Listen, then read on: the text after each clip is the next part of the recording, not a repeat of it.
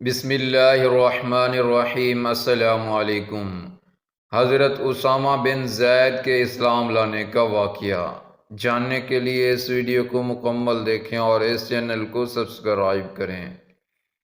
حضرت اسامہ بن زید بن اسلم رضی اللہ تعالیٰ عنہ اپنے والد سے اور وہ ان کے دادا صاحب سے نقل کرتے ہیں کہ حضرت عمر فاروق رضی اللہ تعالیٰ عنہ نے ہمیں فرمایا کہ کیا تم چاہتے ہو کہ میں اپنے ابتدائی اسلام کے بارے میں بتاؤں؟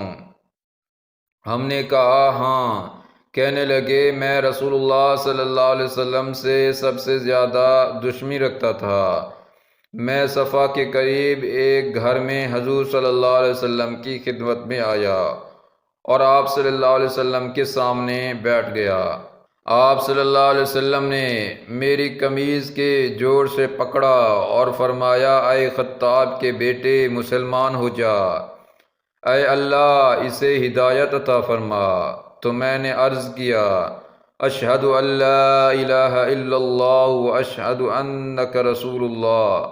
مسلمانوں نے نعرہ تکبیر بلند کیا جو مکے کے راستوں میں سنا گیا۔ اس وقت مسلمان اپنے اسلام کو چھپاتے تھے۔ جب بھی کوئی آدمی مسلمان ہوتا تو مشرق لوگ اسے چمٹ جاتے اور اسے مارتے تھے۔ میں اپنے ماموں کے پاس گیا اور اسے بتلایا تو وہ گھر میں چلا گیا اور دروازہ بند کر لیا۔ پھر میں قریش کے ایک سردار کے پاس گیا اور اسے اپنے اسلام کی خبر دی تو وہ بھی اپنے گھر میں گھس گیا۔ میں نے اپنے دل میں کہا یہ کیا بات ہے، لوگوں کو تو مار پڑتی ہے اور مجھے کوئی نہیں مارتا۔ ایک آدمی نے مجھے کہا کیا تم چاہتے ہو کہ تمہارے اسلام کی خبر پھیلے؟ میں نے کہا ہاں۔ اس نے کہا جب لوگ حجر اسود کے پاس بیٹھے ہوں تو فلاں کے پاس جا کر کہنا میں صحابی ہو گیا تو تمہارا اسلام پوشیدہ نہیں رہے گا۔ چنانچہ میں اس کے پاس گیا اور کہا تم جانتے ہو کہ میں صحابی ہو گیا ہوں۔ وہ فوراً اونچی آواز پکار اٹھا کہ خطاب کا بیٹا صحابی ہو گیا ہے۔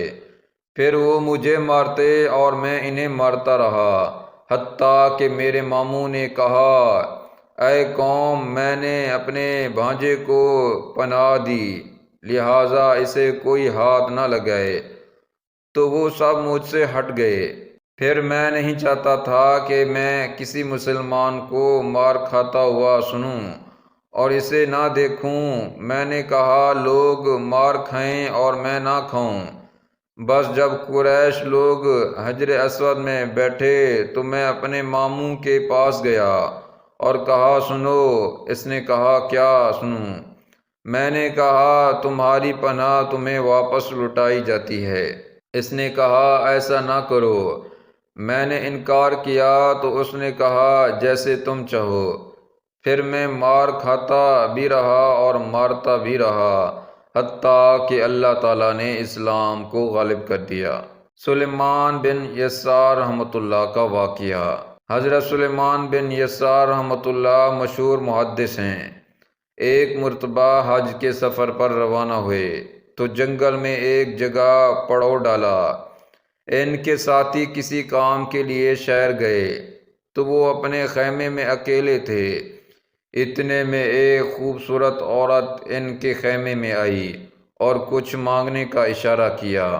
انہوں نے کچھ کھانا اس کو دینا چاہا تو اس عورت نے برملا کہا کہ میں آپ سے وہ کچھ چاہتی ہوں جو ایک عورت مرد سے چاہتی ہے۔ دیکھو تم نوجوان ہو، میں خوبصورت ہوں، ہم دونوں کے لطف اندوز ہونے کے لیے تنہائی کا موقع بھی ہے۔ حضرت سلیمان بن یسار رحمۃ اللہ نے یہ سنا تو سمجھ گئے کہ شیطان نے میری عمر بھر کی محنت ضائع کرنے کے لیے اس عورت کو بھیجا ہے۔ وہ خوف خدا سے زار و قطار رونے لگے۔ اتنا روئے کہ وہ عورت شرمندہ ہو کر واپس چلی گئی۔ حضرت سلیمان بن یسار رحمۃ اللہ نے اللہ تعالیٰ کا شکر ادا کیا کہ مصیبت سے جان چھوٹی۔ رات کو سوئے تو حضرت یوسف علیہ السلام کی خواب میں زیارت ہوئی۔ حضرت یوسف علیہ السلام نے فرمایا، مبارک ہو، تم نے ولی ہو کر وہ کام کر دکھایا جو ایک نبی نے کیا تھا۔ توہین صحابہ رضی اللہ عنہم کی نقد سزا۔ ایک شخص حضرت سعد بن ابی وقاص رضی اللہ تعالیٰ عنہ کے سامنے صحابہ کرام کی شان میں گستاخی، بے ادبی کے الفاظ بکنا لگا۔ آپ نے فرمایا کہ تم اپنی خبیث حرکت سے باز رہو، ورنہ میں تمہارے لیے بد دعا کر دوں گا۔ اس گستاخ و بے پاک نے کہہ دیا کہ مجھے آپ کی بد دعا کی کوئی پرواہ نہیں، آپ کی بد دعا سے میرا کچھ بھی نہیں بگڑ سکتا۔ یہ سن کر آپ کو جلال آ گیا اور آپ نے اس وقت یہ دعا مانگی کہ یا اللہ، اگر اس شخص نے تیرے پیارے نبی کے پیارے صحابیوں کی توہین کی ہے تو آج ہی اس کو اپنے قہر و غضب کی نشانی دکھا دے تاکہ دوسروں کو اس سے عبرت حاصل ہو۔ اس دعا کے بعد جیسے ہی وہ شخص مسجد سے باہر نکلا تو بالکل ہی اچانک ایک پاگل اونٹ کہیں سے دوڑتا ہوا آیا اور اس کو دانتوں سے بچھاڑ دیا اور اس کے اوپر بیٹھ کر اس کو اس قدر زور سے دبایا کہ اس کی پسلیوں کی ہڈیاں چور چور ہو گئی اور وہ فوراً ہی مر گیا۔ یہ منظر دیکھ کر لوگ دوڑ دوڑ کر حضرت سعد رضی اللہ عنہ کو مبارکباد دینے لگے کہ آپ کی دعا قبول ہو گئی۔ امام شافعی رحمۃ اللہ کا ہارون رشید سے معاملہ۔ ایک دفعہ کا ذکر ہے کہ خلیفہ ہارون رشید اپنی بیوی زبیدہ سے مناظرہ کر رہا تھا۔ اثناء گفتگو زبیدہ نے ہارون رشید کو دوزکی کہہ دیا۔ ہارون رشید نے کہا کہ اگر میں دوزکی ہوں تو تمہیں میری طرف سے طلاق ہے۔ غرض دونوں آپس سے جدا ہو گئے۔ چونکہ خلیفہ کو زبیدہ سے بہت محبت تھی اور زبیدہ بھی خلیفہ کو نہایت محبوب رکھتی تھی، اس لیے دونوں بے قرار ہوئے۔ تمام علماء کرام کو جمع کر کے فتویٰ طلب کیا، مگر چپ رہے اور کہنے لگے کہ سوائے ذات الہ عالمین کے کوئی نہیں جانتا کہ خلیفہ دوزکی ہے یا بیشتی۔ اس وقت حضرت امام شافعی رحمۃ اللہ بھی آپ کی مجلس میں موجود تھے اور عمر میں بھی 11 سال سے کم تھے۔ آپ نے کھڑے ہو کر کہا کہ اس مسئلے کا جواب میں دیتا ہوں۔ سب لوگ حیران رہ گئے کہ ایک بچہ کیا جواب دے سکتا ہے۔